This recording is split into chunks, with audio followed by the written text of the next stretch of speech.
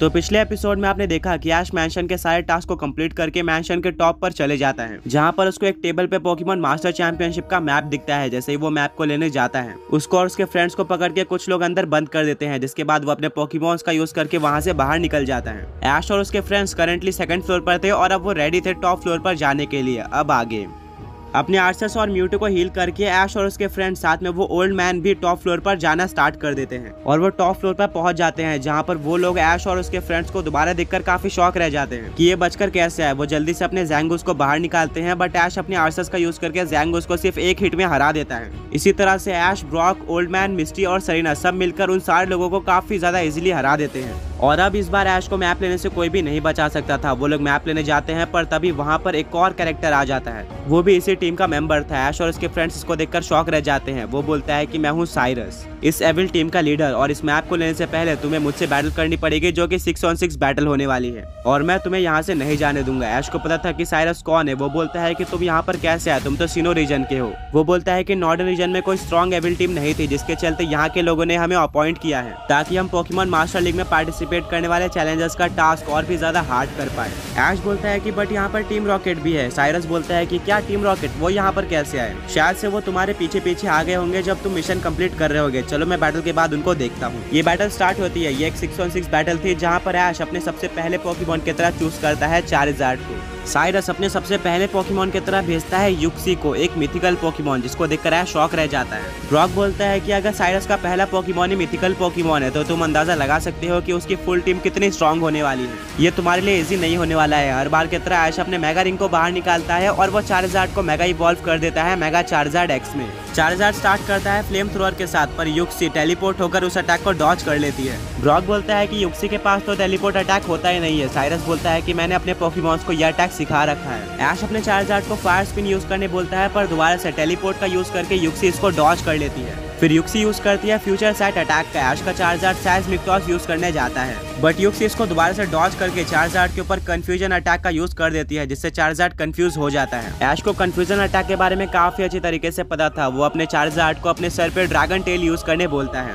Cyrus बोलता है कि तुम ऐसी स्ट्रैटेजी लेकर यहाँ पर कैसे पहुंच गए, तुम तो काफी इजी चैलेंजर होने वाले हो मेरे लिए। बट सरप्राइजिंगली इस अटैक का यूज करके चार्जार्ड अपने आप को कंफ्यूजन से बाहर कर लेता है, जिसको देखकर साइरस शॉक हो जाता है। ब्रॉक बोलता है कि ऐश की स्ट्रैटेजी देखकर तो चैंपियंस भी शॉक हो जाते हैं, ये तो फिर भी एक एविल टीम लीडर है।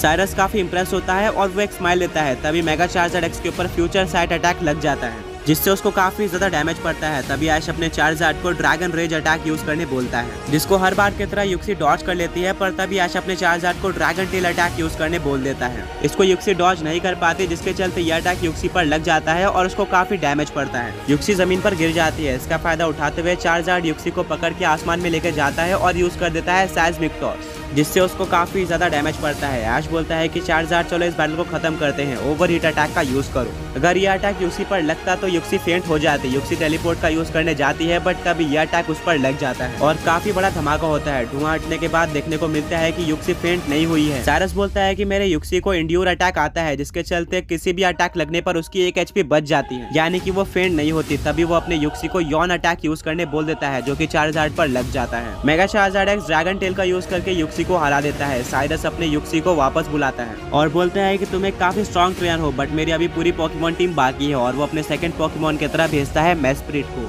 एक और मिथिकल पोकेमॉन। ऐश अपने चार्जार्ड के साथ ही इस बैटल को कंटिन्यू करता है। मेस्प्रिट स्विफ्ट अटैक का यूज करती है, जिसको चार्जार्ड डॉज कर लेता है, पर तभी चार्जार्ड सो जाता है। ऐश बोलता है कि ये कैसे हुआ, स्विफ्ट अटैक से तो कोई पोकेमॉन स्लीप में नहीं जाता है। ब्रॉक बोलता है कि साइरस की युक्सी ने तुम्हारे चार्जार्ड के ऊपर यॉन अटैक यूज कर दिया था हारने से पहले, जिसके चलते वो 2 टर्न बाद स्लीप में चले जाएगा, और वही अभी हुआ है। साइरस एक स्माइल देता है और वो अपने मेस्प्रिट को साइकिक और मिस्टिकल पावर अटैक का कॉम्बिनेशन यूज करने बोलता है, जिससे चार्जार्ड को काफी डैमेज पड़ता है, पर वो अभी भी नहीं उठता। फिर वो एक्स्ट्रा सेंसरी का यूज करके मेगा चार्जार्ड एक्स को डिफीट कर देती है। चार्जार्ड अपने बेस फॉर्म में आ जाता है। ऐश काफी डिसअपॉइंटेड होता है, क्योंकि उसका चार्जार्ड काफी स्ट्रॉन्ग लग रहा था। वो अपने चार्जार्ड को वापस बुलाता है और अपने सेकंड पोकेमॉन की तरह भेजता है अपने पिकाचू को।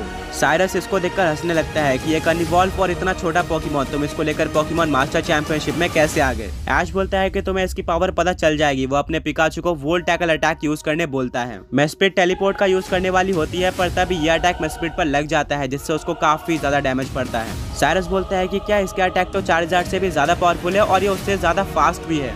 मैंने इतना पावरफुल अनइवॉल्व पोकेमॉन आज तक नहीं देखा है। वो अपने मेस्प्रिट को मिस्टिकल पावर अटैक यूज करने बोलता है, पर पिकाचू एजिलिटी का यूज करके उस अटैक को डॉज कर लेता है और यूज करता है इलेक्ट्रो वेब का, जिसके अंदर मेस्प्रिट फंस जाती है। फिर पिकाचू यूज करता है वोल्ट टैकल और इलेक्ट्रो बॉल का कॉम्बिनेशन, जिससे मेस्प्रिट को काफी ज्यादा डैमेज पड़ता है। ऐश बोलता है कि पिकाचू आयरन टेल का यूज करके इस बैटल को खत्म कर दो।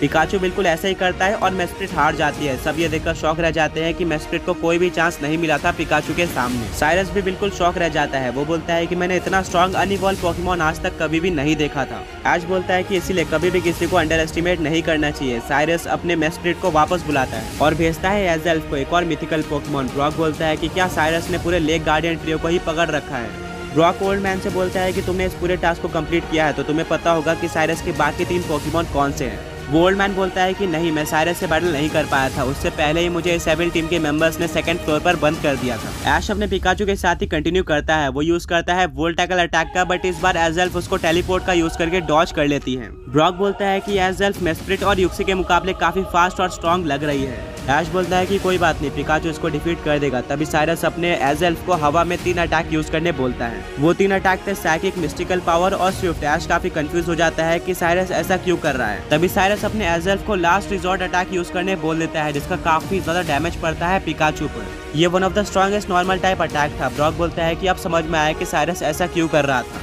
मिस्टी बोलती है कि क्यों। ब्रॉक बोलता है कि लास्ट रिजॉर्ट अटैक यूज करने के लिए एक पोकेमॉन को अपने मूव सेट के बाकी 3 मूव्स को यूज करना पड़ता है, तभी जाके वो इस अटैक को यूज कर सकता है। पिकाचू काफी डैमेज हो चुका था और वो नीचे गिरा हुआ था। साइरस अपने एज़ेल्फ को मिस्टिकल पावर अटैक यूज करके इस बैटल को खत्म करने बोलता है, जो कि पिकाचू पर लग जाता है और पिकाचू एक काफी अच्छी फाइट देने के बाद हार जाता है। ऐश बोलता है कि लास्ट रिजॉर्ट की वजह से पिकाचू हार गया, वरना पिकाचू इस बैटल को काफी इजीली जीत सकता था। ऐश अपने पिकाचू को वापस बुलाता है और थर्ड पोकेमॉन की तरह भेजता है हूपा को। साइरस बोलता है कि अच्छा, तो तुम्हारे पास भी एक मिथिकल पोकेमॉन है। ऐश अपने हूपा को प्रिजन बॉटल का यूज करके हूपा अनबाउंड फॉर्म में कन्वर्ट कर देता है। साइरस इसको देखकर काफी ज्यादा शॉक रह जाता है, बट वो अपने एज़ेल्फ को दोबारा से बाकी 3 मूव्स यूज करने बोलता है। इस बार ऐश को पता था कि एज़ेल्फ क्या करने वाली है, इसीलिए वो तीनों अटैक यूज करने से पहले ही अपने हूपा अनबाउंड को नॉक ऑफ अटैक यूज करने बोलता है, जो कि एज़ेल्फ पर लग जाता है और ये सुपर इफेक्टिव होता है एज़ेल्फ पे, जिससे उसको काफी डैमेज पड़ता है। साथ में वो तीनों अटैक यूज नहीं कर पाती। साइरस को पता होता है कि हूपा अनबाउंड के ऊपर साइकिक टाइप अटैक असर नहीं करते, इसीलिए वो अपने एज़ेल्फ को एक्सप्लोजन अटैक यूज करने बोल देता है, जिससे एज़ेल्फ हार जाती है, पर हूपा अनबाउंड को काफी ज्यादा डैमेज पड़ता है। उसकी एचपी काफी कम हो जाती है। साइरस अपने एज़ेल्फ को वापस बुलाता है और निकालता है अपने 4th पोकेबॉल को। ब्रॉक बोलता है कि अब साइरस का 4th पोकेमॉन कौन सा होने वाला है। उसने पूरे लेक गार्डियन ट्रियो को यूज कर रखा है।